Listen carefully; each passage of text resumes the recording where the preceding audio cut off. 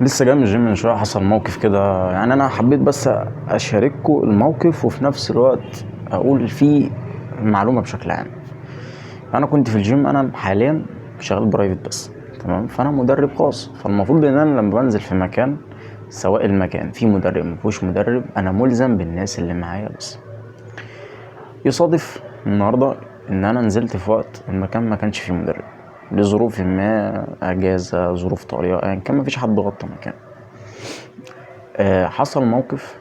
هو شخص كان عايز او جاي يسالني على حاجه، شافني ان انا بمرن فجاي يسالني على حاجه، قلت له والله انا مش في المكان. فهو تقريبا خد الموضوع بحساسيه، يعني اتحرج او حاجه. لقيت ملامح وشه اتغيرت. دخل الناس اللي معايا قالوا لي ان هو كان بيتمرن غلط او كده، لان اغلب الناس اللي معايا عموما انا بحب افهمك. يعني اغلب الكلاينت بتوعي مش بقول له اعمل 1 2 3، لا، انا بفهمك احنا بنعمل كده ليه، عشان يكون عندك معلومه. فهو شايف ان هو بيلعب غلط. فبعد ما خلص قال لي ان هو كان بيلعب غلط وكده، فهو كان عايز نصيحه. اول حاجه، انت كمشترك او كمتدرب مادام دخلت مكان، انت على ذمه المكان، فالمفروض المكان يوفر لك مدرب. اسوأ الظروف لو مفيش مدرب وحصل موقف زي كده، لا اما تفتح النت، ده مش وقت تجبان، لا اما تفتح النت وتطلع تمرينه منه، وده اسلم حل، وتتفرج على ده، لا اما تقول للمكان اتصرف لي في تمرينه.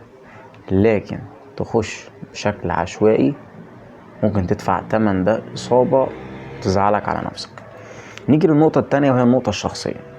هو الشخص ما يعرفش ان انا مثلا شغال برايفت، فهو زعل مني وفكر ان انا مش عايز اقول له المعلومه. انا كمدرب، عشان الكلام ده تبقى ليك او لاي حد هيشوف الفيديو، اي مدرب برايفت ما تبقاش رخم وتروح تساله تقول له اتمرن وما اتمرنش ايه. ما تحطنيش في موقف ان انا لازم احرجك. ليه؟ هقول لك على حاجه. ممكن الكلاينت اللي معايا، ودي حصلت معايا، يا كابتن انا نازل مع حضرتك وحضرتك نازل لي مخصوص، وانا سعري عالي، انا سعري عالي في البرايفت المخصوص ده، فانا لما انزل له مخصوص هو من حقه يزعل. وحصلت قبل كده، وقال لي يا كابتن انا نازل معاك فاستاذنك، يعني ما ينفعش تمرن حد وانت معايا. انا ما عرفتش ارد. ونيجي للصح والغلط، حقه حقه، وانا ما ينفعش اكون انا نازل مع حد والمفروض ان ده اتفقنا نازل لك مخصوص وملزم بالشخص ده ان انا امرن حد تاني.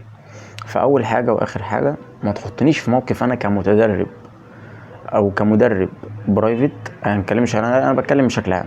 ما تحطش مدرب برايفت واقف مع حد تخش زي البتاع كده تقول له يا كوتش اتمرن ايه.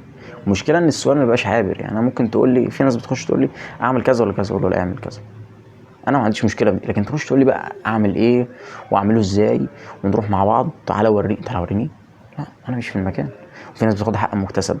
ففي الاول وفي الاخر لما تخش مكان مفهوش كابتن، لا اما تجهز تمرينتك من الاول، لا اما ما تتمرنش حفاظا على نفسك، لا اما تقول للمكان اتصرف لي في تمرينه. بس يا سيدي، اشوفكم في فيديو جديد.